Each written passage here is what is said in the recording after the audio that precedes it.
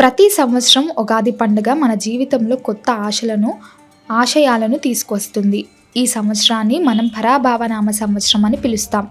ఈ సంవత్సరం 12 రాశుల వారి ఆదాయం, వ్యయాలు గురించి ఈ వీడియోలో పూర్తిగా వివరంగా తెలుసుకుందాం. ముఖ్యంగా ఈ ఏడాది డబ్బు సంపాదన ఎంత ఉంటుంది, ఖర్చులు ఎలా ఉంటాయి, సమాజంలో మనకు దక్కే గౌరవం ఎలా ఉంటుంది అనే విషయాల మీద మనం ముఖ్యంగా దృష్టి పెడదాం. ముందుగా శ్రీ పరాభవనామ సంవత్సర వర్షాలు బాగా కురుస్తాయని, పాడి పంటలు సమృద్ధిగా పెరుగుతాయని పంచాంగం చెప్తుంది. అంటే మన దేశంలో ఆహారానికి కొరత ఉండదు మరియు రైతులు కూడా సంతోషంగా ఉంటారు. ఇప్పుడు మొదటిగా మేషరాశి వారి గురించి వివరంగా తెలుసుకుందాం. మేషరాశి వారికి ఈ పరాభవనామ సంవత్సరం చాలా గొప్పగా ఉండబోతుంది.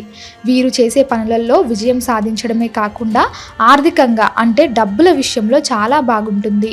ఈ సంవత్సరం మేషరాశి వారు ఆర్థికంగా స్థిరపడతారు. వీరికి సంపాదన 11 ఉంటే ఖర్చులు కేవలం 5 మాత్రమే ఉన్నాయి. అంటే వీరు ఈ ఏడాది చాలా డబ్బులు వెనకేసుకునే అవకాశం ఉంది. కొత్త ఇల్లు కొనడం లేదా కొత్త ఆస్తులు సంపాదించడం వంటి పనులు ఈ ఏడాది పూర్తవుతాయి. ముఖ్యంగా మేషరాశి వారి జాతకంలో ఈ సంవత్సరం గృహయోగం, వివాహయోగం ఉన్నాయి. అయితే సమాజంలో గౌరవం విషయంలో కొంతమేర ఇబ్బందులు ఎదురయ్యే అవకాశం కనిపిస్తుంది. కాబట్టి కొంచెం జాగ్రత్తగా ఉండాల్సిన అవసరం ఉంది. గౌరవం 2 పాళ్ళు ఉంటే చిన్నపాటి అవమానాలు లేదా గొడవలు 4 పాళ్ళు ఉన్నాయి. కాబట్టి ఎవరైనా మాట్లాడేటప్పుడు కొంచెం నిదానంగా ఉండడం మంచిది. అలాగే ఈ సంవత్సరం వీరి లక్కీ నంబర్ 9. ఆదివారం, సోమవారం మరియు గురువారంలో వీరు ఏ పని మొదలుపెట్టినా మంచి సక్సెస్ లభిస్తుంది. ఇక వృషభ రాశి వారి పరిస్థితి చూస్తే ఈ ఏడాది వీరు డబ్బుల విషయంలో కొంచెం జాగ్రత్తగా ప్లాన్ చేసుకోవాలి. ఆర్థికంగా కొంచెం ఇబ్బందులు ఎదురయ్యే అవకాశాలు ఉన్నాయి. ఎందుకంటే వీరు సంపాదన 5 మాత్రమే, కానీ ఖర్చులు మాత్రం ఏకంగా 14 ఉంది. అంటే వచ్చే ఆదాయం కంటే పోయే ఖర్చులే చాలా ఎక్కువగా ఉంటాయి. అనవసరమైన షాపింగ్లు లేదా అవసరం లేని వస్తువుల మీద డబ్బులు తగిలేయకుండా చూసుకోవాలి. వృధా ఖర్చులకు ఎంత దూరంగా ఉంటే అంత మంచిది. లేకపోతే అప్పులు చేయాల్సిన పరిస్థితి రావచ్చు. అయితే ఇక మంచి విషయం ఏమిటంటే వీరికి సమాజంలో గౌరవం 5 ఉంటే అవమానాలు 4 మాత్రమే ఉన్నాయి. అంటే వీరికి మంచి పేరు వస్తుంది. వీరి లక్కీ నంబర్ 6. బుధవారం, శుక్రవారం మరియు శనివారాలు వీరికి చాలా అనుకూలంగా ఉంటాయి.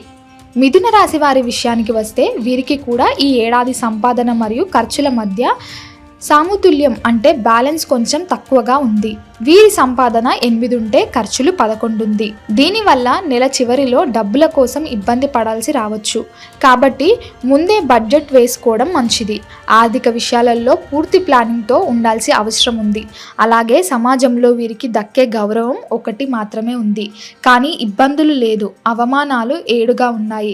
అంటే వీరు చేసే మంచి పనుల కంటే చిన్న పొరపాట్లే జనాలు ఎక్కువగా భూతద్దంలో పెట్టి చూస్తారు. అందుకే ఈ ఏడాది మీరు చాలా సైలెంట్గా ఉండటం మంచిది. మాట్లాడేటప్పుడు చాలా జాగ్రత్తగా ఉండాలి. వీరి లక్కీ నంబర్ 5.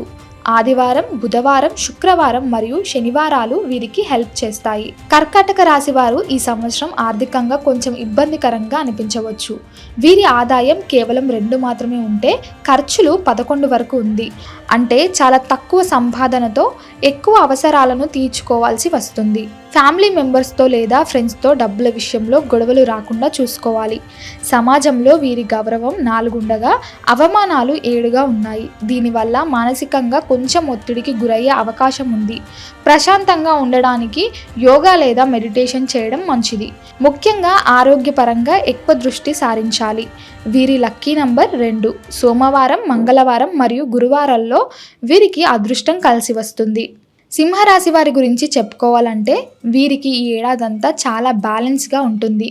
వీరు ఎంత సంపాదిస్తారో అంతే ఖర్చు చేస్తారు. సంపాదన 5గా ఉంటే ఖర్చు కూడా 5 మాత్రమే. అంటే వీరి చేతుల్లో డబ్బు మిగులవు, అలాగని అప్పుల పాలవ్వరు. సమాజంలో వీరి గౌరవం మరియు అవమానాలు 2 7గానే సమానంగా ఉన్నాయి. దీనివల్ల ఒకరు పొగిడితే మరొకరు విమర్శిస్తారు. అది పెద్దగా పట్టించుకోవాల్సిన అవసరం లేదు. వీరి లక్కీ నంబర్ 1. ఆదివారం, సోమవారం, బుధవారం మరియు గురువారాలు వీరికి బాగా కలిసి వచ్చే రోజులు. కొత్త పనులు ప్రారంభించే ముందు ఈ రోజులలో చేస్తే మంచి ఫలితం ఉంటుంది. కన్య రాశి వారు ఈ ఏడాది కొంచెం కష్టపడాల్సి ఉంటుంది. వీరి సంపాదన 8 ఉండగా ఖర్చులు 11గా ఉన్నాయి. డబ్బు మేనేజ్మెంట్ నేర్చుకుంటే ఈ ఏడాది గట్టెక్కవచ్చు. వీరి గౌరవం మరియు అవమానాలు 2-3గా సమానంగా ఉన్నాయి. అంటే వీరుండే ఏరియాలలో లేదా ఆఫీసులలో వీరికి ఒక మాదిరి గుర్తింపు ఉంటుంది. వీరి లక్కీ నంబర్ 5. ఆదివారం, బుధవారం, శుక్రవారం మరియు శనివారాలు వీరికి అన్ని పనులలో తోడుగా నిలుస్తాయి. తులారాశి వారికి ఈ సంవత్సరం ఆర్థిక సవాలు ఎదురవుతాయి. ఆర్థికంగా చాలా ఇబ్బందులు ఎదురవుతాయి. వీరి సంపాదన 5 కాగా ఉంటే ఖర్చులు మాత్రం 14గా ఉంది. కాబట్టి ఖరీదైన వస్తువులు కొనకండి. డబ్బులు పొదుపు చేయడంపై ఎక్కువ దృష్టి పెట్టండి. సమాజంలో వీరికి 6 పాళ్ళు గౌరవం దక్కుతుంది.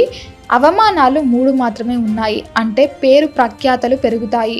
జేబులో మాత్రం డబ్బులు తక్కువగా ఉంటాయి. ఈ సమస్య నుంచి బయటపడడానికి వెంకటేశ్వర స్వామిని తలుచుకోవడం లేదా సుప్రభాతం వినడం వంటివి చేస్తే మానసిక ప్రశాంతత లభిస్తుంది. ప్రతి శనివారం వెంకటేశ్వర స్వామి ఆలయాన్ని సందర్శిస్తే మంచిది.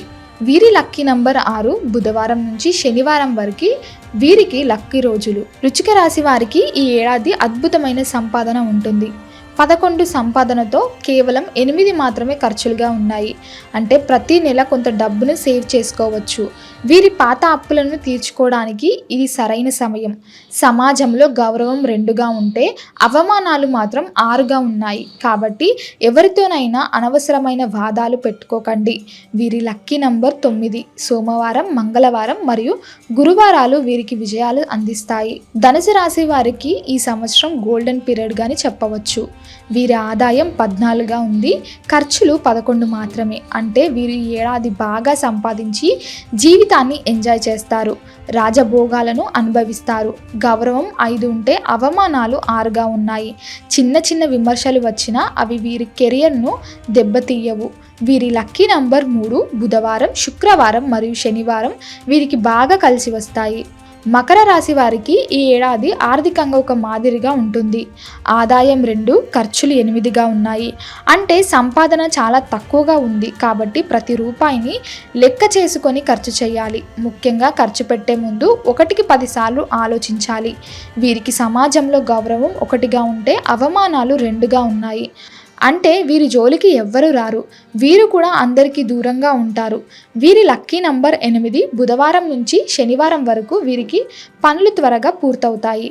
కుంభరాశి వారు కూడా మకర రాశి వారి లాగానే ఆర్థిక ఇబ్బందులను ఎదుర్కోవచ్చు. ఆదాయం 2, ఖర్చు 8గా ఉన్నాయి. వృధా ఖర్చులకు పూర్తిగా దూరంగా ఉండండి. అయితే వీరికి సమాజంలో మంచి గౌరవం ఉంది. గౌరవం 4 ఉంటే అవమానాలు 2 మాత్రమే ఉన్నాయి. సుబ్రహ్మణ్య స్వామిని పూజించడం వల్ల వీరికి ఉన్న దోషాలు తొలగిపోయి మంచి ఫలితాలు వస్తాయి. వీరి లక్కీ నంబర్ 8. వీరికి కూడా బుధ, శుక్ర మరియు శనివారాలు అనుకూలంగా ఉంటాయి. చివరిగా మీనరాశి వారికి ఈ పరాభావనామ సంవత్సరం చాలా గ్రాండ్గా ఉండబోతుంది. అంటే మీనరాశి వారికి శ్రీ పరాభావనామ సంవత్సరం అదృష్టం తెచ్చే సంవత్సరంగా చెప్పుకోవచ్చు. వీరికి ఆదాయం 14గా ఉంది. అంటే 12 రాశులలో వీరిదే అత్యధిక సంపాదన. ఖర్చులు 11గా ఉన్నా చేతిలో చాలా డబ్బు నిలుస్తుంది. గౌరవం 7గా ఉండగా అవమానాలు కేవలం 2 మాత్రమే ఉన్నాయి. అంటే వీరు ఏడాది రాజులా బతుకుతారు. శివుణ్ణి లేదా దుర్గాదేవిని పూజిస్తే మరిన్ని మంచి మార్పులు వస్తాయి. వీరి లక్కీ నంబర్ 7. గురువారం, సోమవారం మరియు మంగళవారాలు వీరికి లక్కీ రోజులు. మొత్తానికి 2026 ఉగాది శ్రీ పరాభావనామ సంవత్సరం మనందరికీ మిశ్రమ ఫలితాలను ఇస్తున్న మేష, వృశ్చిక, ధనస్సు మరియు మీనరాశుల వారు ఆర్థికంగా చాలా బాగుంటారని తెలుస్తుంది. మిగిలిన రాశుల వారు కొంచెం ప్లాన్ చేసుకొని ఖర్చులు తగ్గిస్తే ఎటువంటి ఇబ్బందులు ఉండవు.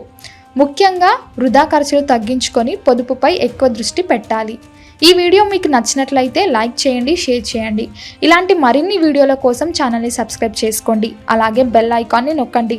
దీని ద్వారా మేము చేసే ప్రతి వీడియో నోటిఫికేషన్ రూపంలో మీ వద్దకు చేరుతుంది. సర్వేజన సుఖినో భవంతు.